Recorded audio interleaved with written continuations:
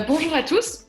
Donc, merci de faire partie de ce webinaire. Moi, je m'appelle Marie, je travaille chez Urban Linker et on a décidé d'organiser ce webinaire avec Portalia pour pouvoir un peu répondre à toutes les questions qu'on peut avoir sur le monde du freelance, quelles sont les démarches à engager, les pièges à éviter, comment trouver efficacement des missions, ce genre de choses. Donc pour ça, on a deux personnes présentes. Donc vous avez Maëlle, qui est manager chez Bonjour. Portalia, voilà, qui est une société. En fait, Portalia, c'est une société française qui a pour mission d'accompagner les indépendants, les freelances, les consultants qui aspirent à un peu plus d'autonomie et grâce au portage salarial. Et Urban Linker, nous, on est une entreprise on est un cabinet de recrutement numéro un sur le marché spécialisé dans la tech, mais aussi tout ce qui est sales et marketing. Et Gaëtan est notre expert freelance. Voilà. Donc je vais Bonjour à tous. maintenant je vais vous laisser un petit peu. Alors si, il faut que je vous dise avant, si vous avez des questions, n'hésitez pas à les mettre sur les conversations pour qu'on puisse y répondre au fur et à mesure du On webinaire. verra, ouais. Ouais. Et on va mettre le replay également à la fin sur les réseaux sociaux et Portalia et de Urban Linker pour que vous puissiez voir si vous avez manqué un peu le début. Au moins, vous l'aurez en replay tout à l'heure. Voilà. Donc, je vous laisse la parole à tous les deux. Super. Merci Marie pour l'introduction. Oui, du coup, comme tu disais, moi je travaille du coup pour la société Portalia. Donc, on est une société de portage salarial et on est spécialisé dans l'accompagnement des consultants indépendants qui souhaitent se lancer en freelance, chercher leur projet, être autonomes sur toute leur activité, tout en conservant la protection que octroie un modèle salarié. D'où en fait la notion de portage salarial qui permet vraiment à un consultant d'être indépendant et salarié en même temps. Est-ce que du coup Gaëtan, je continue, je te laisse peut-être te présenter. Ouais, moi, je vais me présenter par rapport à Urban Linker. Après, je pense qu'on reviendra plus en détail sur nos deux activités. Moi, je suis Ouais. Urban Linker, donc j'ai rejoint Urban Linker il y a 4 mois pour monter le pôle freelance. Comme l'a dit Marie, Urban Linker est un cabinet de recrutement spécialisé dans le digital sales et market, numéro un sur le marché. Et on s'est dit qu'avec notre portefeuille de clients et nos différents clients qu'on a à côté startup, il y avait une légitimité à créer un pôle freelance pour accompagner nos clients sur tous leurs besoins, aussi bien les besoins en recrutement que les besoins en prestation avec des compétences freelance. Donc, mon rôle est d'intermédiaire entre les freelances et les clients. Et pour ce faire, le partenariat qu'on a mis en place avec Portalia nous permet d'avoir accès à des compétences qui sont des compétences freelance, mais sous portage salarial, contrairement à quelques freelances avec qui on travaille, qui sont des freelances qui ont créé leur structure, soit en SASU, soit en micro-entrepreneur, soit en SARL. Donc, c'est vrai que ça nous permet de travailler en mode win-win. Nous, on a des consultants qui veulent faire du portage, on les apporte à Portalia, et Portalia a des consultants qui recherchent des missions, et nous les communiquent pour leur trouver une mission. Donc, on est vraiment sur deux créneaux différents et sur deux parties du cycle de recherche d'un freelance. Ouais, en fait, on se trouve sur plutôt globalement des activités complémentaires. Aujourd'hui, un consultant qui se lance en freelance, à mon sens, il a deux problématiques qui sont à la fois trouver un projet, parce que c'est le cœur vraiment de son activité à la base, et après d'être bien accompagné, soit en créant sa structure, donc une SASU, une URL, une micro-entreprise, soit en passant par le modèle du portage salarial. Pour ceux qui connaîtraient pas très bien le dispositif, le portage salarial, c'est… Ah ben j'ai une question du coup, redéfinir le portage salarial.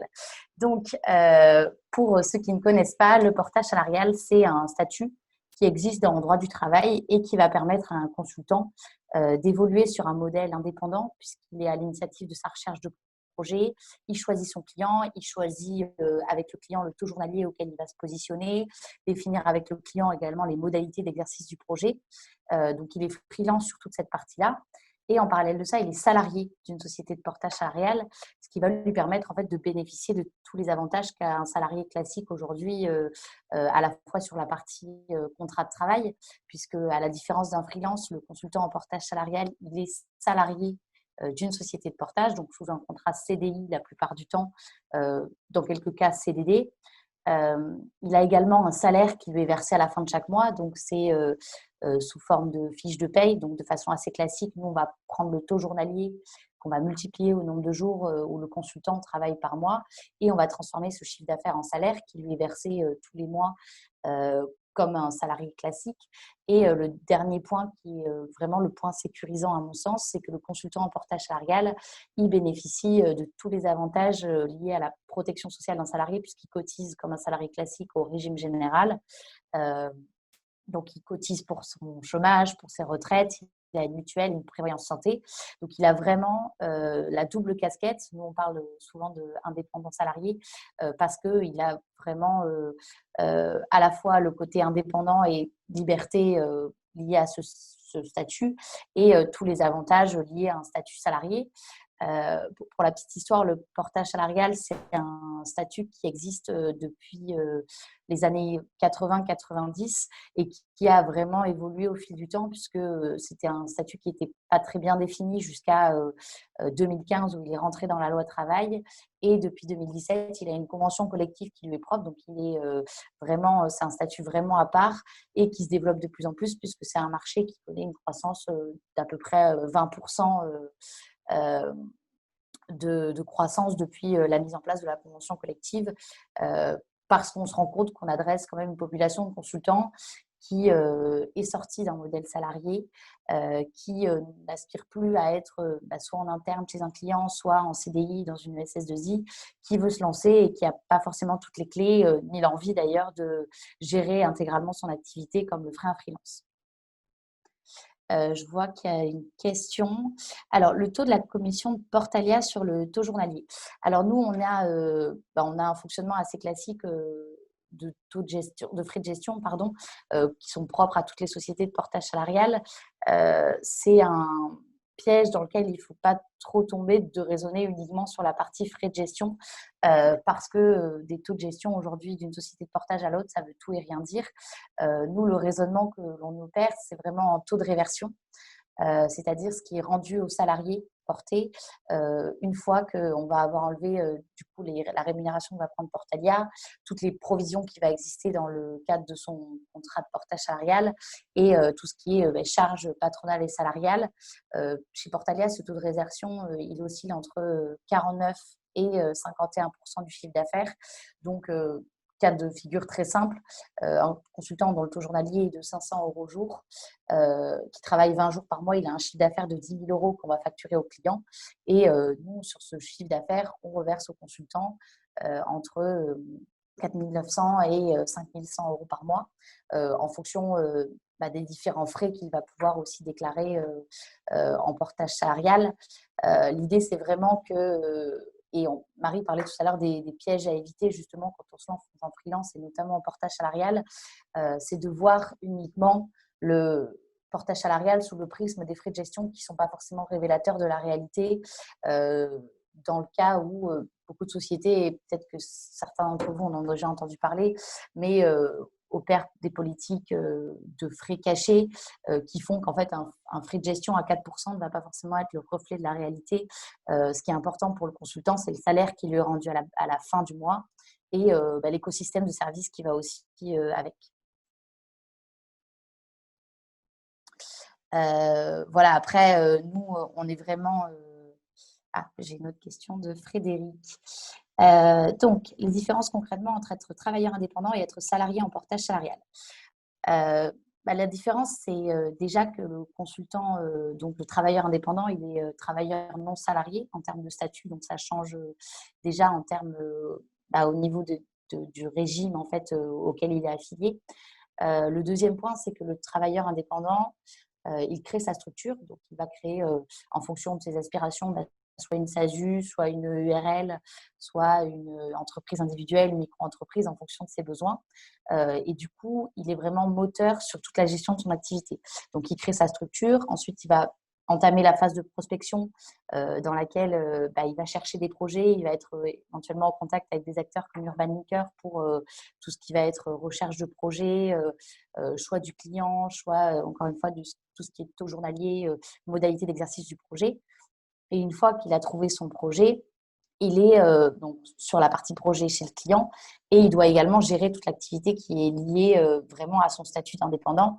Donc, la mise en place du contrat avec le client, la gestion de la facturation, la gestion de son salaire qui est versé à la fin du mois.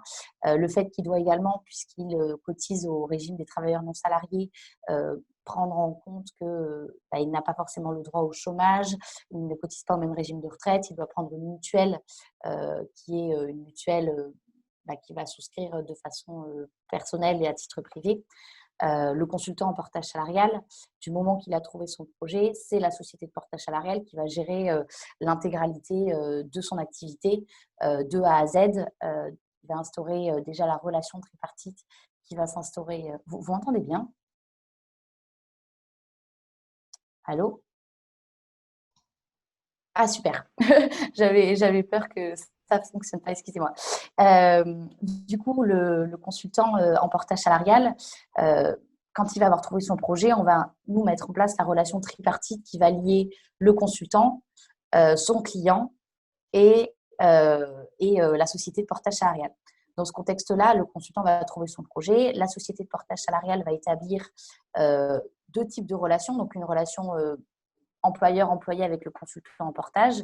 Nous, on s'occupe de l'édition du contrat de travail. Dans les 12 heures, le consultant peut recevoir son contrat de travail et commencer sur un projet très rapidement. On va établir également la relation commerciale avec le client et à partir de là, le consultant, il est en mode freelance chez le client, mais il n'a en fait à s'occuper de rien, de tout ce qui est gestion de son activité, donc que ce soit le volet administratif sur la partie paiement des salaires, la gestion de la facturation, la gestion vraiment de tout ce qui va être recouvrement si besoin, etc. C'est vraiment toute cette activité-là qui est gérée par la société de portage salarial.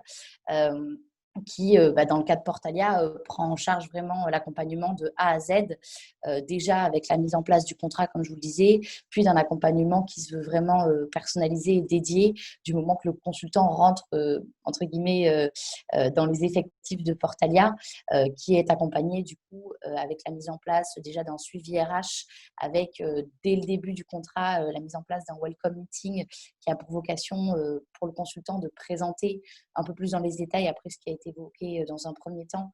Donc, tout ce qui va être gestion des contrats, tout ce qui va être utilisation des outils également pour déclarer tout ce qui va être compte rendu d'activité, notes de frais, etc.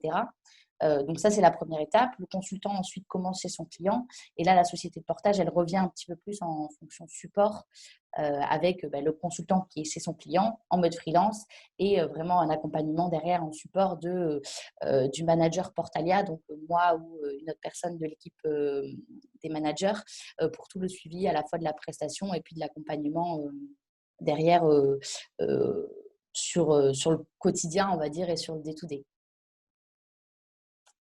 Je ne sais pas si ça répond bien à la question du coup.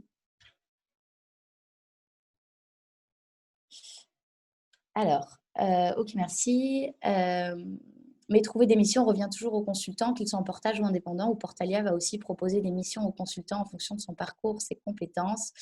Et comment assurez-vous un salaire? Alors, donc ça, c'est une bonne question et je pense que c'est aussi intéressant on soit dans le cadre de ce webinaire. La société de portage, en fait, en tant que telle, n'a pas vocation à trouver pour le consultant des projets. Nous, dans le cadre du développement de notre activité, Portalia, on a développé un certain nombre de partenariats avec des entreprises et notamment avec des entreprises comme Urban Maker qui vont permettre justement aux consultants à accéder à des projets. Peut-être Gaëtan, je peux te laisser reprendre la main là-dessus par rapport à la suite de la question. Si tu es là, Gaëtan. Hop là. Merci Maëlle. Ouais, c'est exactement ça en fait. Le but du partenariat justement, c'est de se répartir les rôles dans la vie du consultant et de la vie dans sa vie professionnelle. Autant Portalia s'occupe de la partie administrative, contractuelle et financière, autant nous, côté Urban Linker, on a un rôle d'intermédiation, c'est-à-dire de trouver une mission correspondant au parcours, aux compétences du freelance pour après qu'il puisse être assez autonome sur son parcours professionnel.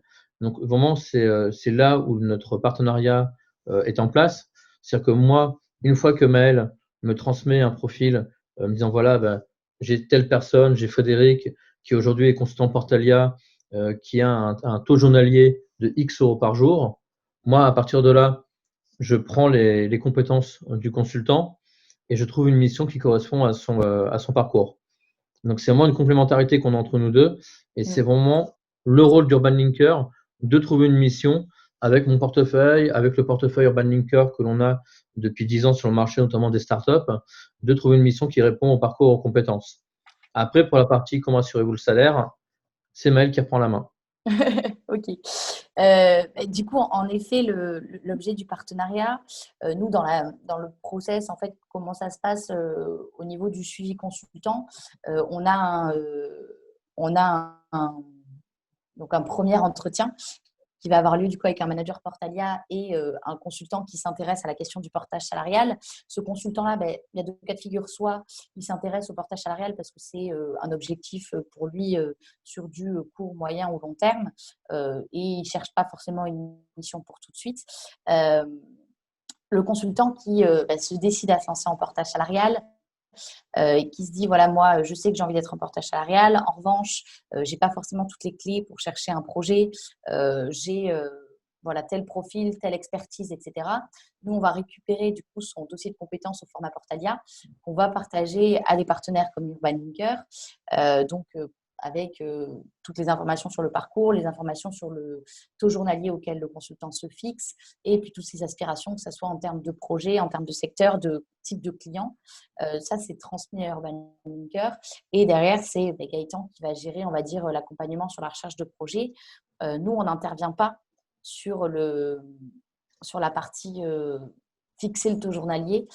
C'est au consultant, soit par sa propre recherche par rapport à son profil, soit par rapport à des opportunités clients sur lesquelles il s'est positionné et avec lesquels il va avoir fixé son taux journalier, qu'il va déterminer ce taux qui est le sien.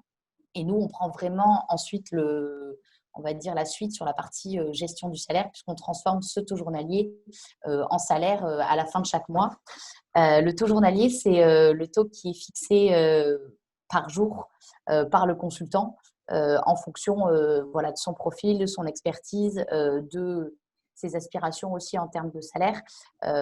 L'idée, c'est que c'est vraiment le consultant qui a l'initiative de fixer ce taux-là. Après, pour le taux, je pense qu'il y a deux manières de faire. Il y a certains consultants qui sont des primo-freelance, qui se lancent sur le marché des freelance, qui se basent sur le salaire qu'ils souhaitent avoir. Donc, ils se disent, voilà, moi, j'ai un salaire, je voudrais avoir peut-être, je sais pas, 3 000 euros par mois de salaire net. Et dans ce cas-là, Portalia a la capacité de dire, ben voilà, pour avoir 3 000 en fin de mois en net, en salaire, il faudrait que, en intégrant différentes sommes, différentes choses, comme les frais ou autres, il faudrait que le taux journalier soit de temps. Voilà. Donc, il y a vraiment deux façons de faire et tout dépend de freelance. En fait, vous avez des freelances qui sont des freelances qui connaissent très bien le marché, qui arrivent avec une connaissance du marché, se disant voilà, je sais que je peux être vendu 500, 600, 700 euros ou autre sur le marché. Portalia, si je suis vendu à temps, qu'est-ce que vous me proposez en termes de salaire? Et d'autres qui se disent non, moi je préfère, enfin, je connais pas le marché, je veux me mettre freelance, mais je connais pas trop et je préfère avoir un salaire fixe. J'aimerais avoir 3 000 euros par mois. Quel est le taux journalier que je dois demander pour avoir ces 3 000 euros? Donc, tout dépend vraiment de la maturité du freelance, de sa capacité à se pousser sur le marché et de sa connaissance du marché par rapport au taux journalier. Et pour répondre, je reviens sur une question d'Oran. Alors oui, effectivement, Urban Linker ne faisait que des CDI jusqu'au 1er juin 2020. Je confirme. Non, faisait 99% que des CDI. C'est pour ça que j'ai rejoint Urban début juin, parce qu'on s'est rendu compte qu'on avait un gros portefeuille de clients depuis 10 ans, avec notamment de nombreuses startups, que le Covid a aussi changé un peu la manière de travailler de nos clients, et qu'aujourd'hui, de plus en plus de nos clients startups font appel à des freelances qui ont une plus grande flexibilité en termes contractuels. Quand un freelance, on l'utilise, on n'a pas de chômage partiel si le projet doit s'arrêter. Donc, c'est un risque. Clairement, les freelances qui sont freelance connaissent ce risque, l'acceptent ou alors reviennent à du salariat classique. Mais oui, Urban maintenant fait des postes en freelance. Il y a plusieurs postes qui sont ouverts. J'en publie régulièrement sur le site d'Urban, j'en publie régulièrement sur LinkedIn. Donc, il y a vraiment des postes en freelance à pourvoir. Et s'inscrire, hop là, je mets juste mon mail en commentaire pour ceux qui veulent. Comme ça, il suffit juste de m'envoyer son CV et ses coordonnées et je vous rappelle très rapidement, tout simplement. Super. Et ouais, bah, je reviens sur ce que tu disais, Gaëtan, avec déjà le contexte depuis quelques années et puis la crise qui a un peu accéléré ça. Nous, d'expérience, on observe vraiment un changement de paradigme sur le marché du travail de façon générale, où on est vraiment basculé en mode projet et de plus en plus de consultants s'intéressent à la question du freelancing, déjà parce que les clients sont en demande et puis parce que les consultants, bah, après avoir passé peut-être 4, 5 ans dans le monde du CDI classique, en sortie d'école, parce que bah, c'est la voie, on va dire, la voie royale et la voie classique, se pose la question de se lancer en freelance. Nous, on s'est inscrit dans cette dynamique-là en se disant, c'est des consultants qui ont envie de se lancer, qui ont peut-être pas toutes les clés pour le faire, pas envie en fait de gérer toute leur activité en plus de la mission, parce que c'est du temps, c'est de l'argent.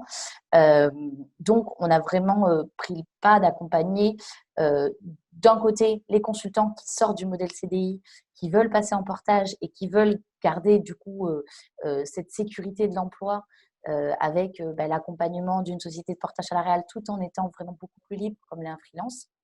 Par rapport à tout ce qui est chômage partiel, notamment le portage salarial a bénéficié, enfin les consultants en portage salarial ont pu bénéficier avec le consultant du chômage partiel, du chômage technique. C'est quelque chose qui a été négocié par le syndicat des entreprises de portage salarial, donc le PEPS, qui est le syndicat majoritaire qui représente 95% des entreprises de portage salarial.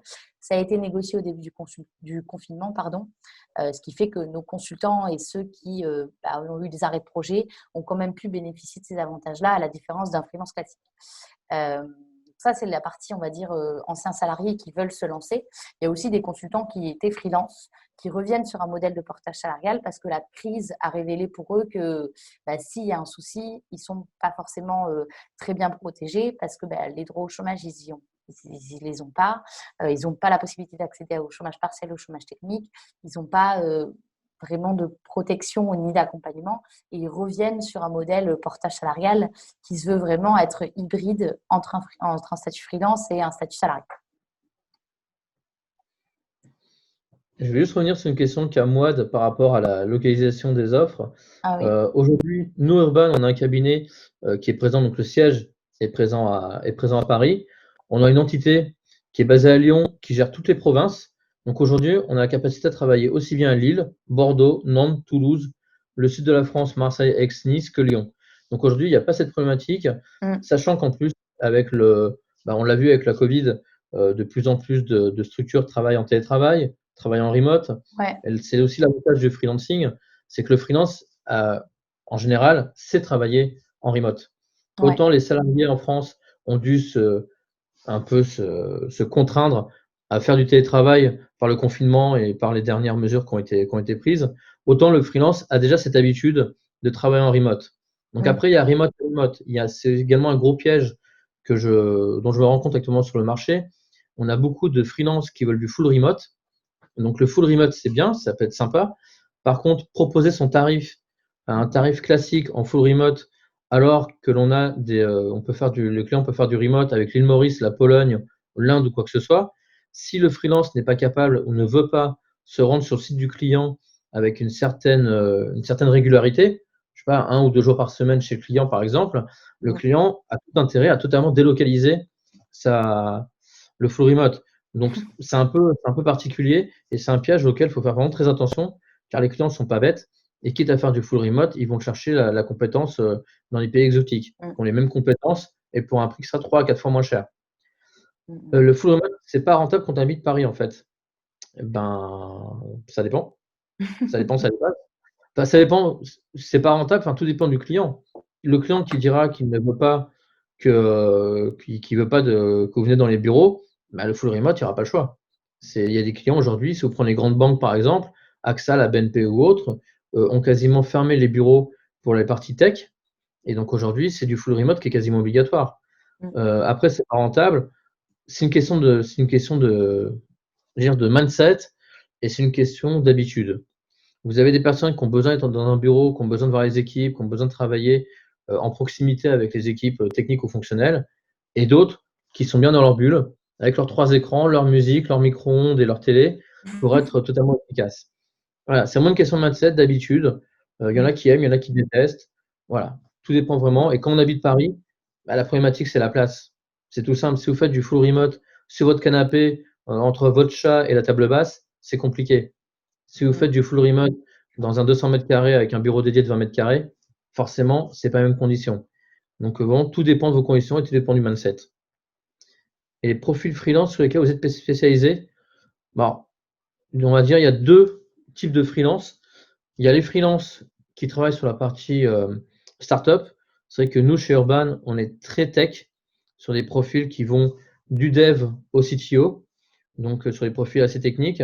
Et après, moi, j'ai une culture très orientée banque, finance, assurance, donc je travaille beaucoup avec des profils métiers, des business analysts, des product owners, des product managers, voire des profils entièrement métiers, comme des actuaires ou des profils, sur la gouvernance, la compliance, ces choses comme ça. Donc vraiment, on est assez ouvert sur les postes, sachant qu'on peut aussi faire des postes en sales ou en market en freelance. Il faut savoir qu'aujourd'hui, tous les postes sont quasiment possibles à freelancer, entre guillemets. Aujourd'hui, un boulanger peut être freelance. Un boulanger, si le boulanger ne veut pas le prendre en tant que salarié pour X ou Y raison contractuelle, il peut le prendre en freelance. N'importe quel poste peut être mis en freelance, que ce soit en portage salarial ou via des micro-entreprises. Donc aujourd'hui, il y a vraiment une libéralisation totale de la partie contractuelle et la partie freelance. Il faut juste que toi, Ouais, pardon, ouais, vas-y. vas-y, excuse-moi. Non, faut Non, juste du que coup, pour nous. ouais. Allô? Oui, excuse-moi, Maëlle, vas-y. Oui, non, moi, ce que je disais, c'était que du coup, nous, sur les types de profils que l'on adresse, on est, nous, plutôt spécialisés sur les métiers de l'innovation technologique. Donc, on travaille pour la plupart avec des consultants qui ont des profils plutôt école d'ingénieur bac+5. Après, on n'est pas du tout fermé à d'autres types de profils. C'est vrai que notre cœur de métier, ça va être plutôt à la fois les métiers techniques, donc le développement, tous les métiers de l'infra, du cloud, dans les télécoms également, et après également tous les profils fonctionnels, donc ce que disait Gaëtan, donc sur business analyst, PMO, product owner, Scrum Master. Donc on a vraiment, nous, un scope de métier assez à la fois assez qualifié, mais en même temps assez généraliste dans ce qu'on a qualifié. Aujourd'hui, un coach ou un apiculteur peut être en portage salarial.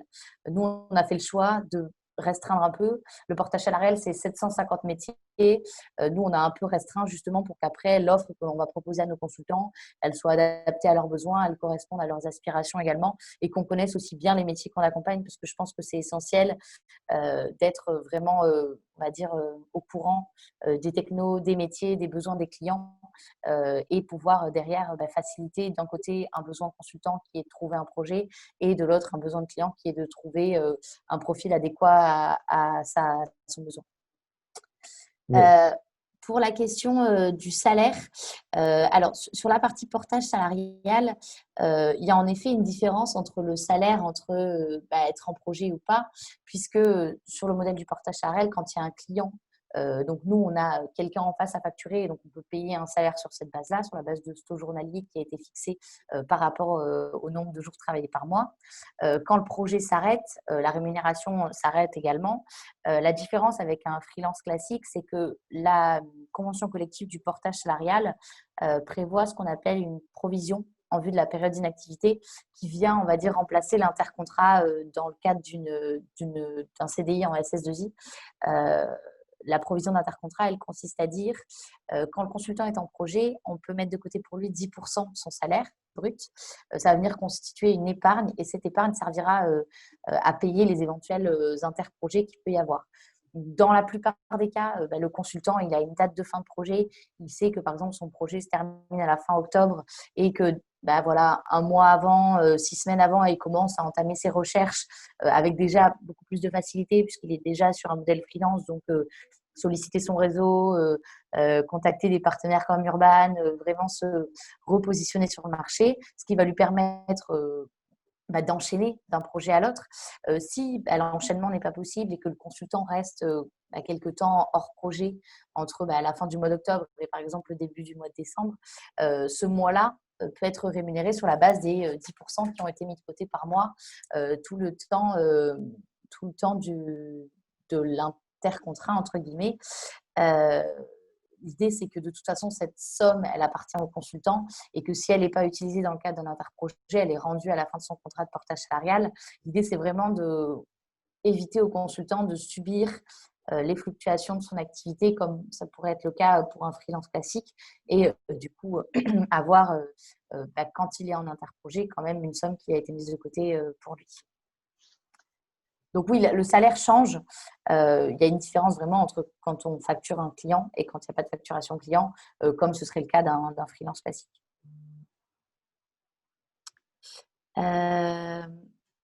Est-ce que vous intervenez pour du conseil juridique et financier auprès de vos freelances aussi? Pouvez-vous préciser vos services? Alors, nous, en tout cas, pour Portalia, on fait, en fait, toute l'offre de service, elle est vraiment basée sur l'accompagnement, pour le coup, juridique et financier de toute l'activité du consultant. Donc, c'est-à-dire que ça va passer par la mise en place des contrats, la relecture des contrats si besoin avec les clients, parce que on intervient là-dessus et qu'on a, nous, une équipe juridique et légale et RH qui est vraiment bien qualifiée là-dessus. Après, l'accompagnement, il est vraiment intégré dans l'offre de service avec la mise en place des contrats, comme je le disais tout à l'heure, la gestion de l'activité, la mise en place, après, côté client, de la facturation, le paiement du salaire. Le consultant, il n'a pas du tout à s'occuper de tout ça.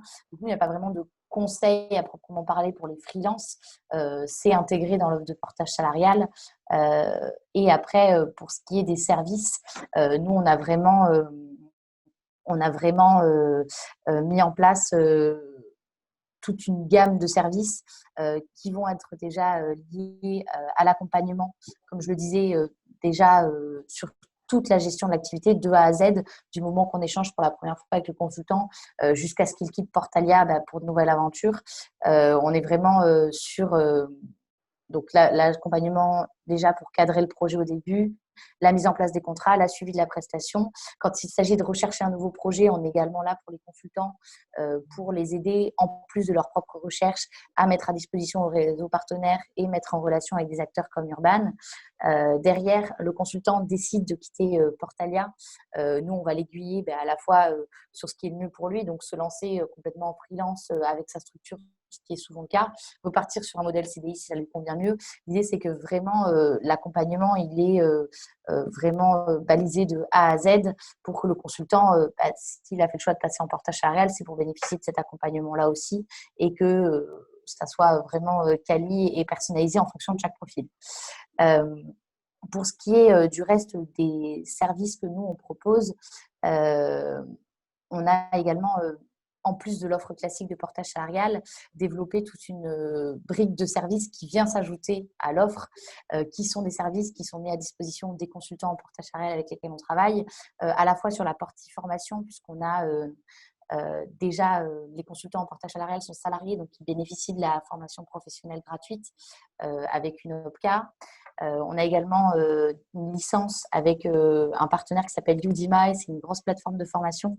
Donc, les consultants peuvent choisir de se former soit pendant un projet, soit dans le cas où il y a un interprojet. Ils peuvent accéder à des licences sur des formations de tout type et par rapport à tout type de profil. On a des partenariats avec des acteurs de la mobilité, Uber et la SNCF dans le cadre de déplacements professionnels et personnels également. Et après, toute une offre de services un petit peu plus qui sont à la fois sur la partie gestion de patrimoine, la gestion on va dire, la partie immobilier pour les consultants. On a une agence de relocation avec laquelle on travaille si vous êtes amené à être mobile dans le cadre d'un projet. On a des partenariats aussi avec une chaîne de salles de sport. En fait, tous les services qu'on a mis en place depuis qu'on existe, ils visent un petit peu à recréer une expérience qui pourrait être la même qu'un salarié et qui viennent du coup vraiment compléter l'offre classique de portage qui consiste en fait assez simplement à mettre en place le contrat, gérer le salaire et la facturation pour le consultant. Il y a vraiment toute cette offre qui est en plus et qui ne se retrouve pas forcément dans toutes les sociétés de portage salarial parce que c'est une offre additionnelle qu'on propose à nos consultants. Alors, j'ai une autre question. En portage salarial, doit-on créer son statut Alors non, le consultant en portage salarial, il ne crée pas de statut puisqu'il est salarié de la société de portage salarial. Donc, il a un contrat de travail qui est le même modèle qu'un contrat de travail classique, qui a la même valeur aussi pour un consultant. C'est que si demain, vous êtes amené à peut-être contracter un prêt à la banque, vouloir faire un achat immobilier, le contrat de travail que vous avez, les bulletins de paie que vous avez, ils ont la même valeur que si vous étiez salarié. Donc ça, c'est aussi une garantie supplémentaire. Il n'y a pas de création de statut qui sont nécessaires puisque vous êtes salarié du coup de la société de portage salarial, en l'occurrence Portalia. Pour la question, cet accompagnement, vous le faites de façon autonome ou le faites-vous avec des freelances? Je ne suis pas sûre de très bien comprendre la question. Est-ce que tu accompagnes que ceux qui sont en portage ou est-ce que tu accompagnes tous les freelances? Et je pense que c'est là où on se complète, c'est que là où Ouais, Portalia accompagne les freelances qui sont en portage salarial, nous, chez Urban, on accompagne les freelances qui ne sont pas en portage salarial. C'est là, comme on vous a dit, les freelances, ils ont deux choix, soit le portage, soit créer leur structure. Et c'est vrai que nous, chez Urban, quand un freelance est en portage salarial, entre guillemets, toute la partie administrative, financière, juridique et autres est déportée vers Portalia parce qu'ils ont un lien juridique et un lien contractuel avec le freelance. Quand le freelance, par contre, vient à nous ou que je vais vers eux de façon et qu'ils ont leur structure à part entière, dans ce cas-là, c'est moi qui les accompagne. Je peux les accompagner aussi bien sur le fait de créer leur structure. J'ai des partenaires qui sont des experts comptables et des cabinets spécialisés, notamment des startups. Le fait de leur trouver une banque ou de les accompagner sur une banque, des néobanques notamment comme Shine, comme Conto. Le fait de leur trouver peut-être des startups qui vont les accompagner sur différents projets, enfin différents stades de leur création, peut-être un outil administratif, par exemple, pour qu'ils gèrent leurs factures et qu'ils puissent directement faire leur comptabilité. Donc voilà, aujourd'hui, il y a vraiment deux typologies de freelance. Il y a les freelances qui passent par Portalia. Pour moi, entre guillemets, c'est packagé. C'est-à-dire que Portalia, quand il me propose un profil, je sais que tout va être géré de A à Z pour le consultant et que toute la responsabilité se déporte vers Portalia et tout l'accompagnement. Alors qu'un freelance, qui vient, qui a créé sa structure, là, je peux l'accompagner, je peux lui proposer des solutions, lui présenter d'autres partenaires avec qui on a mis en place des partenariats. Donc, c'est vraiment un travail qui est complémentaire, qui est ouais, tout à différent fait. selon le projet du freelance. Oui, c'est là qu'il y a aussi une notion enfin, deux notions à distinguer et souvent à laquelle nous on est confrontés. C'est soit le portage commercial qui en fait consiste à porter un consultant qui a sa structure ou en portage salarial chez un client. Donc là, c'est vraiment l'action de mettre en relation, comme c'est le cas d'Urban, le client et le consultant. Pour ce qui est du portage salarial, nous, on a vraiment vocation à accompagner des consultants qui seront salariés de chez nous.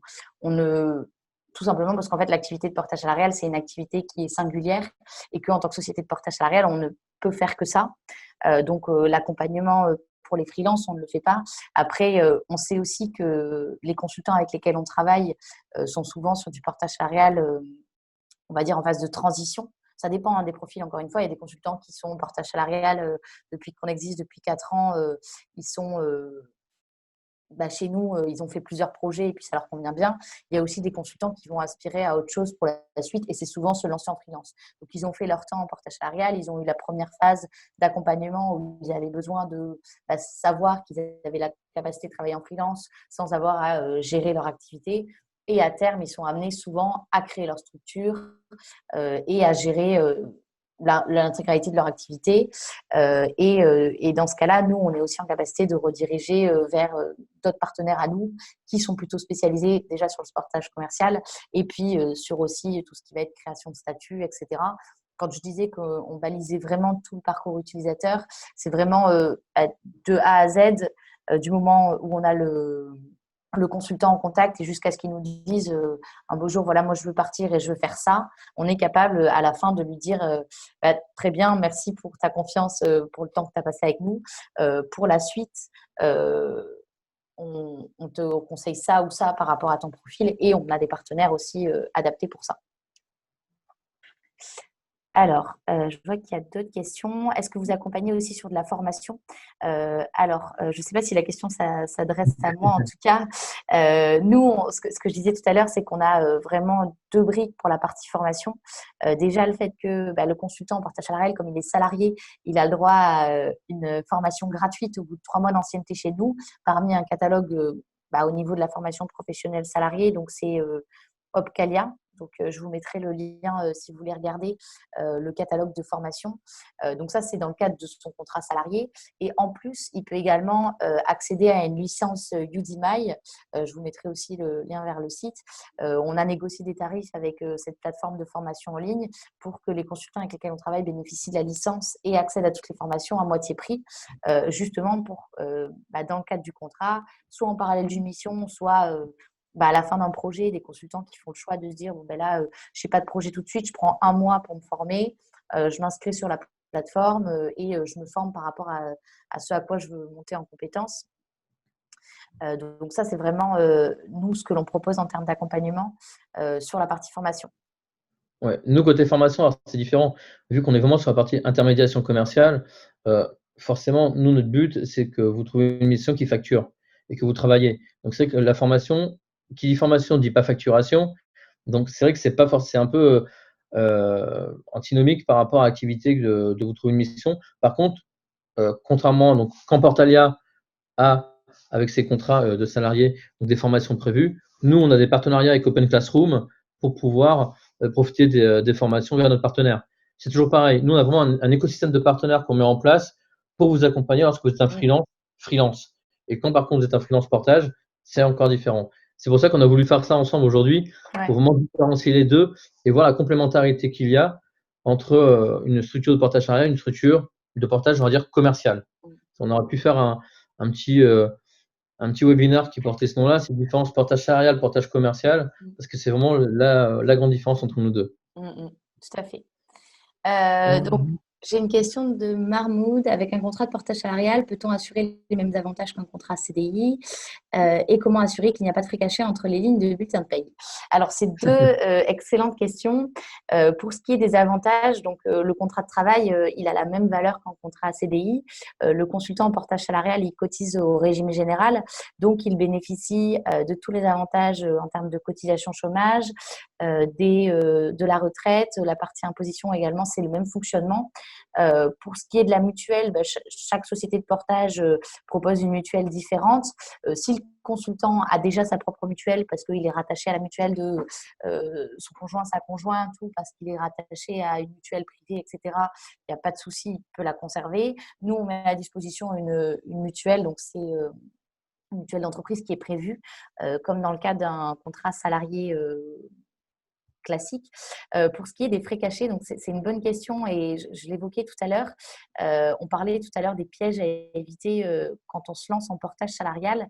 Il y a eu pas mal de casseroles là depuis quelques années et d'articles qui ont vraiment mis en avant que certaines sociétés étaient accusées de ces pratiques-là, où des consultants à qui on a affiché des frais de gestion à 3 ou 4% se retrouvent avec des lignes dans leur bulletin de paye type autres frais, frais annexes, même parfois des frais qui étaient intégrés dans les cotisations patronales ou salariales, ce qui n'a pas de sens.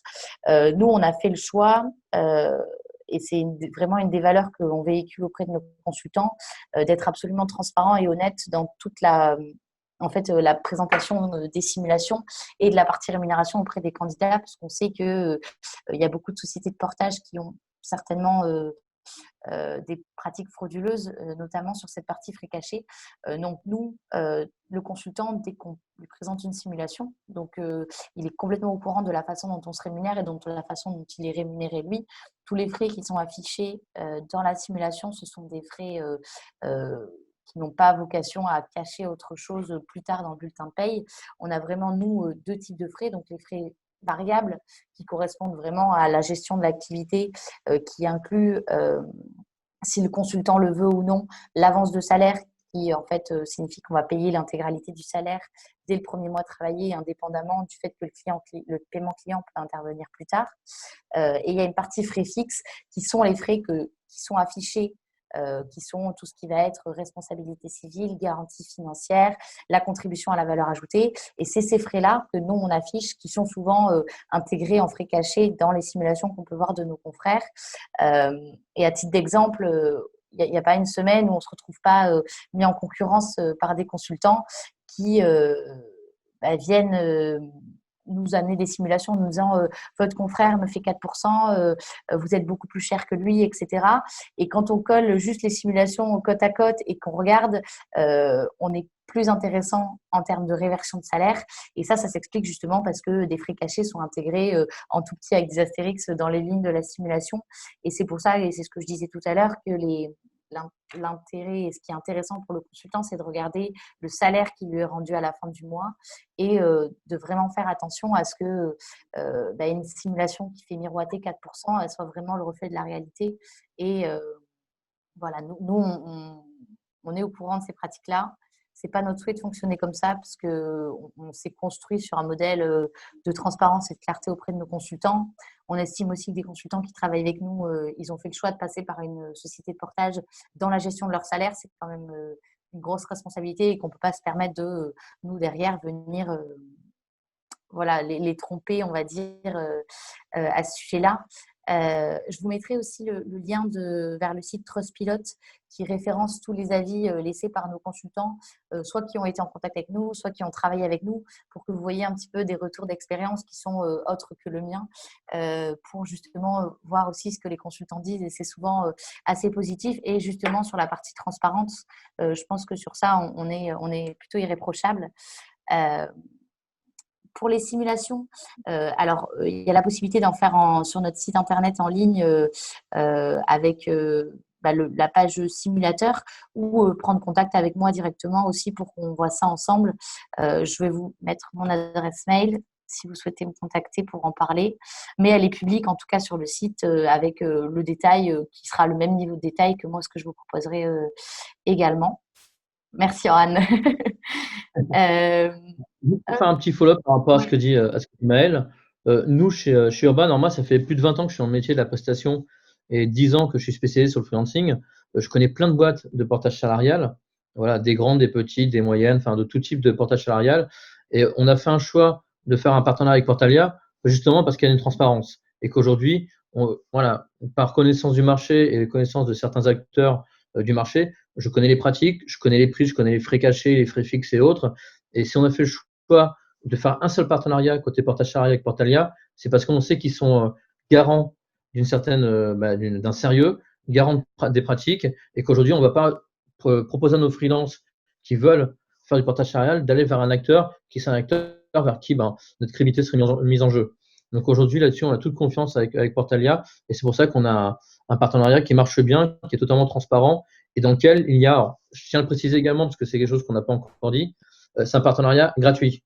C'est-à-dire que je n'ai rien gagné, Urban n'a rien à gagner par rapport à Portalia et Portalia n'a rien à gagner par rapport à Urban. Le seul souhait, c'est de proposer des solutions qui sont en accord avec ce que cherchent certains freelances. C'est vraiment là-dessus qu'on veut être transparent. Il n'y a pas de, voilà, si Urban envoie 10 freelances à Portalia en un mois, il touche une commission, quoi que ce soit, il n'y a rien. On ne touche rien. Le seul intérêt, c'est vraiment que si Portalia a des freelances en portage salarial qui cherchent une mission, et nous les proposer pour qu'on accélère leur mission, enfin la recherche de mission. Et si nous, côté Urban, on a des freelances qui se posent des questions et qui veulent une sécurité contractuelle et passer par le portage, on a un partenaire qui est sérieux et qui est capable de leur trouver une solution. Ok. Merci Gaëtan. Pour ce qui est, alors il y a pas mal de questions. De Nicolas, j'imagine que vous avez un pôle de consultants défini en fonction de vos demandes clients. Doit-on donc suivre un processus de recrutement? Alors, pour ce qui est du processus avec Portalia, il y a vraiment deux cas de figure qui sont soit le consultant en fait prend contact avec nous parce qu'il a trouvé un projet et qu'il souhaite passer en portage salarial. Et dans ce cas-là, nous, on va vraiment prendre le temps de venir expliquer le modèle du portage salarial dans le niveau de détail qui est demandé par le consultant. Dans ce cas-là, c'est vraiment un temps qui est pris pour présenter le portage salarial, présenter Portalia, voir comment ça peut fonctionner pour le consultant en question. Après, du coup, si le consultant a trouvé son projet, nous, on n'est pas du tout fermé à porter n'importe quel type de projet.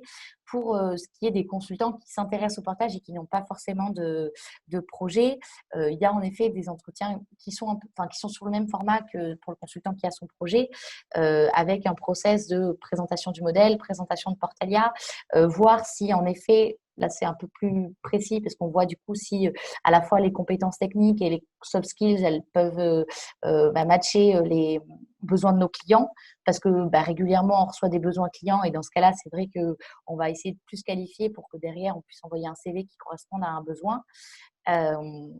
Après, on n'a pas du tout de, comme je vous disais, on a quand même une certaine qualification des profils avec lesquels on travaille, plutôt des profils IT, mais on est fermé à aucun projet si vous souhaitez être en portage salarial sur le projet de votre choix. Et quels sont les risques si les demandes viennent à baisser de la part des clients? Dans ce cas-là, le consultant, soit s'il a trouvé son projet, dans ce cas-là, c'est un cas à part. Si nous, on est dans l'accompagnement de la recherche de projet, on mène les actions qui sont nécessaires auprès des clients qu'on va avoir identifiés comme correspondant au profil du consultant. S'il y a une baisse des demandes, c'est vrai que du coup, on peut partager les CV, faire des relances régulières, être vraiment présent et mettre en relation avec des acteurs comme Urban. Après, en effet, si les demandes baissent, nous, comme je le disais plus tôt, on n'a pas vocation à trouver des projets pour des consultants. On vient plutôt faciliter l'accès à des projets. Donc, si les projets baissent, on est aussi sur un fonctionnement en cycle. Et dans ce cas-là, on mène des actions dans tous les cas régulières pour les consultants. L'idée, c'est que soit le consultant ne trouve pas de projet tout de suite et dans ce cas-là, il ne commence pas son contrat avec Portalia tant qu'il n'a pas de projet. S'il se retrouve en interprojet dans le cadre de son contrat, il a la provision qui est prévue et nous, après, on mène des actions nécessaires auprès de nos partenaires pour aider à replacer le consultant. Pour ce qui est des différents frais, sans rentrer dans trop de détails, la provision conventionnelle, c'est justement la provision dont je venais de parler, qui est la provision en vue de la période d'inactivité, qui en fait est inscrite dans la convention collective, d'où ce nom, et qui est de 10% du salaire tous les mois pour venir constituer l'épargne qui va servir à payer les différents intercontrats. Donc ça, c'est la première. Et la seconde provision qu'il est important de connaître, c'est la provision de fin de contrat qui correspond à la prime de précarité qui est de 2% de la facturation et qui sert à payer justement le consultant dans le cadre de sa fin de contrat avec Portalia. Gaëtan, je ne vois plus. Je suis là. Non, je suis là. Tu me vois? Non, on ne te voit plus. On me voit, on me voit pas, on me voit. Je suis là. Je suis là. Alors, question toute bête aujourd'hui, est-ce qu'il y en a qui ont des questions sur l'intermédiation, c'est-à-dire le fait de trouver une mission et savoir comment trouver une mission? Les différentes possibilités de trouver une mission quand on est freelance.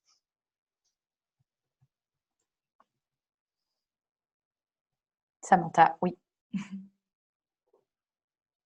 D'accord. Aujourd'hui, je pense que vous connaissez un peu le marché. Vous voyez, si vous êtes ici, c'est que soit vous êtes freelance, soit vous voulez être freelance et que vous posez la question, savoir comment l'être et comment le devenir. Aujourd'hui, sur le marché, vous avez, on va dire, 3 à 4 possibilités de trouver une mission. La première, la plus simple, c'est par vous-même. Parce que vous avez du réseau, parce que vous avez de l'expérience, parce que vous êtes sur le marché depuis un certain temps et que vous avez une expertise sur un domaine précis, vous avez la capacité par vous-même d'avoir un ancien client, un ancien collègue, d'avoir des relations personnelles, d'avoir la visibilité sur LinkedIn peut-être, pour trouver une mission par vous-même. Entre guillemets, c'est le meilleur des cas dans le meilleur des mondes. Dans ce cas-là, vous avez besoin de personne, vous pouvez directement contractualiser, des contrats se trouvent en ligne, ou votre client vous fera un contrat type de prestation, et vous n'avez pas besoin ni d'Urban, voire peut-être pas besoin de Portalia, sauf si vous voulez être salarié. Ça, on va dire, ça représente 10% du marché. Dans la majeure partie du temps, les consultants freelance ont besoin de passer par les structures qu'on appelle des garanties portées fort. Portée fort, c'est un terme qui est assez particulier. C'est qu'en fait, le risque et la responsabilité des contrats passent par le partenaire qui va intermédier pour vous. Je m'explique tout simplement. Quand vous faites un contrat ou quand vous êtes en prestation via Urban, le contrat de prestation, il y en a deux. Il y a un contrat de prestation entre vous et Urban, et un deuxième entre Urban et le client. Entre vous et Urban, c'est juste le fait que vous mettez vos compétences à disposition le temps d'une mission. Et le contrat qu'Urban a avec le client, c'est un contrat qui est plus engageant, qui est plus responsabilisant, vu que c'est le client, c'est Urban qui s'engage envers le client pour faire la prestation et pour la réussir, avec un engagement de moyens, et le client qui s'engage à nous rémunérer pour cette prestation. Et donc, en fait, toute cette partie juridique, contractuelle, financière, mais assurantielle également, est prise en charge par l'intermédiaire. Donc, c'est pour ça qu'aujourd'hui, on va dire 80% des clients sur le marché parisien, voire français, préfèrent passer par une structure d'intermédiation. Ça peut être soit un cabinet comme Urban, soit une plateforme que vous connaissez comme les Mal, Comet, Crème de la Crème ou autres, ou soit par des ESN qui, eux, font salariés et freelance, parce qu'en fait, il y a cette responsabilité qu'on prend en charge qu'un freelance seul ne pourrait pas prendre. Donc, le but pour les clients, c'est pas forcément de mettre des intermédiaires entre vous et eux, mais c'est juste une garantie pour eux, contractuelle, pour se prémunir de risques. Aujourd'hui, si une mission qui est réalisée par un freelance chez Urban, chez un client, pour X ou Y raison, se passe mal, où il y a un problème, où il se prend les pieds dans un fil de souris et l'ordinateur tombe, c'est la responsabilité d'Urban. C'est pas la vôtre. Si vous appuyez sur le mauvais bouton et que vous déclenchez, je sais pas, la chute des marchés boursiers, c'est la responsabilité d'Urban, pas la vôtre. Vous n'avez pas la capacité, avec une RC Pro classique, de pouvoir assurer cette responsabilité. Oran, on est d'accord, sauf que ce n'est pas les mêmes. Aujourd'hui, si vous protégez 1 million d'euros, c'est rien. C'est rien. Et on est bien d'accord. Prenez une RC Pro chez Xcox, par exemple, qui vous protège 1 million d'euros que vous allez payer peut-être, allez, 35, 40 euros par mois peut-être. Nous, Urban, on a une responsabilité civile côté assurance qui nous protège à hauteur de 25 à 50 millions d'euros. 1 million d'euros sur un projet informatique à la BNP, c'est ça. C'est rien du tout. Donc c'est pour ça qu'aujourd'hui, les clients préfèrent passer par nous plutôt et pour s'assurer cette protection assurantielle plutôt qu'un freelance en direct. Et c'est la première raison. La deuxième raison, c'est aussi une problématique contractuelle. Vous imaginez qu'un client comme la BNP, par exemple, s'il devait contractualiser un contrat par freelance, aujourd'hui, ils ont environ entre 800 et 1200 freelances en mission à la BNP. Vous imaginez bien qu'ils ne vont pas faire 800 contrats ou 1200 contrats pour chaque freelance avec 1000 virements tous les mois pour payer les freelances. Donc, ils passent par les structures qui vont servir on va dire, de tiers de confiance pour lesquels ils vont prendre peut-être 50 freelances avec une structure et faire une seule facture pour ces 50 freelances. Et après, ça sera charge à Urban de rémunérer les 50 freelances avec lesquels ils travaillent. Donc, c'est vraiment aujourd'hui le moyen le plus simple et le plus sécurisant pour un freelance pour trouver une mission et pour un client pour trouver un freelance. Après, ça a son coût, clairement. Il ne faut pas se cacher, on n'est pas bénévole. Donc, les structures prennent un markup, une marge commerciale sur cette partie intermédiation. Vous avez tout. Vous avez des plateformes qui sont à 5%, des cabinets qui sont à 10%, vous avez des ESN qui historiquement margeaient entre 20 et 30%. Vous avez tout. Le service n'est pas le même, l'accompagnement n'est pas le même, les portefeuilles clients ne sont pas les mêmes. Donc, encore une fois, tout dépend de la façon de la relation commerciale que vous voulez avoir avec le partenaire pour pouvoir travailler de façon libre et indépendante, comme c'est le souhait d'un freelance.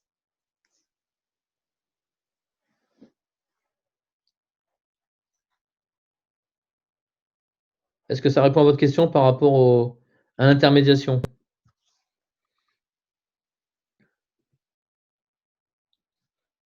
J'imagine que oui.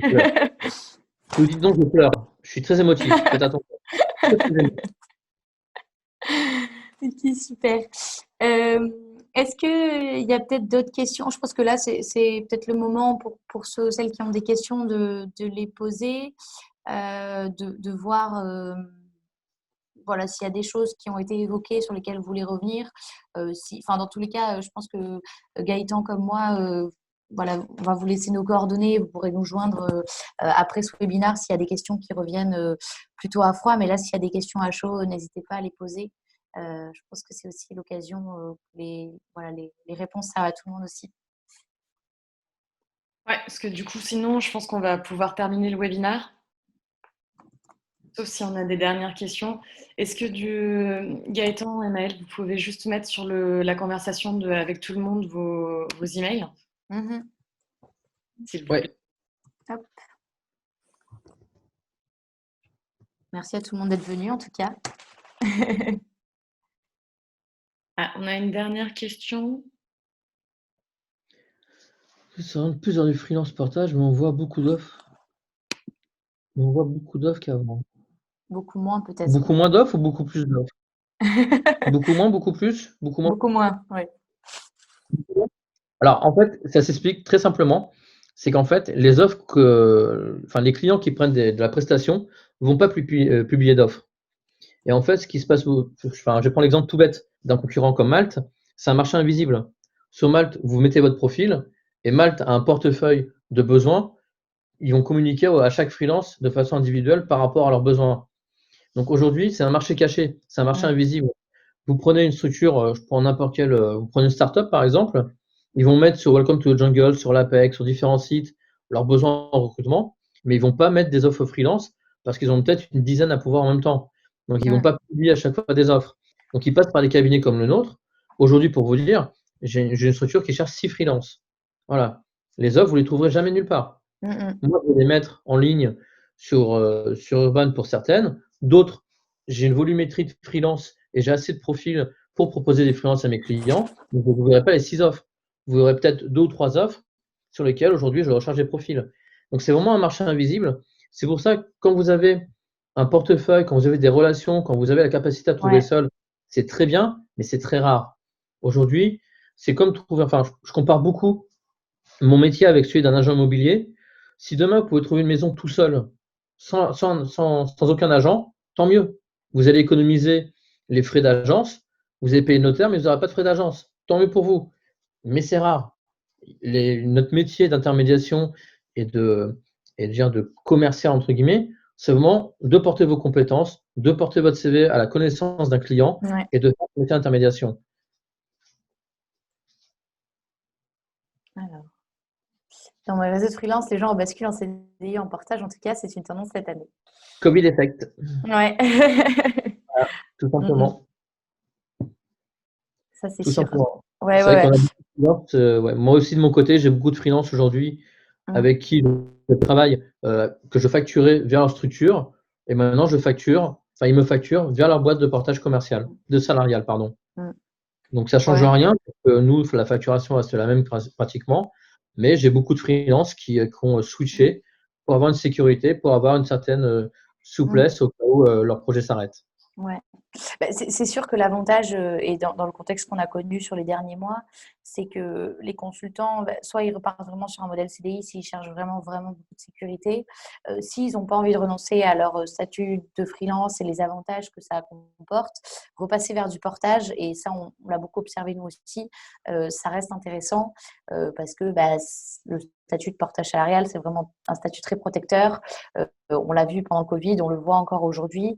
Des consultants qui, moi, il y a quelques temps, m'ont dit moi, je vais créer ma structure, je ne passerai pas en portage, qui me rappellent aujourd'hui en me disant là, je cherche une mission, mais ce sera en portage salarial parce que voilà, j'ai besoin de cette sécurité-là. On ne sait pas du tout ce qui nous attend pour la suite des prochains mois. Donc, il y a aussi cette sécurité-là qui entre en jeu, qui est primordiale, je pense, pour nos consultants.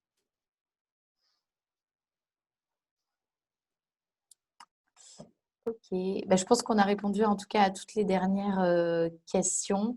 Ouais. Merci à vous, merci pour votre présence. Merci pour votre présence et pour toutes vos questions. C'était super intéressant et très vivant, donc super.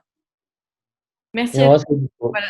On mettra le lien en replay. Vous recevrez le lien en replay aussi, même pour les personnes qui n'ont pas pu y assister. Merci à vous. Merci. Merci, bonne journée à tous. Au revoir.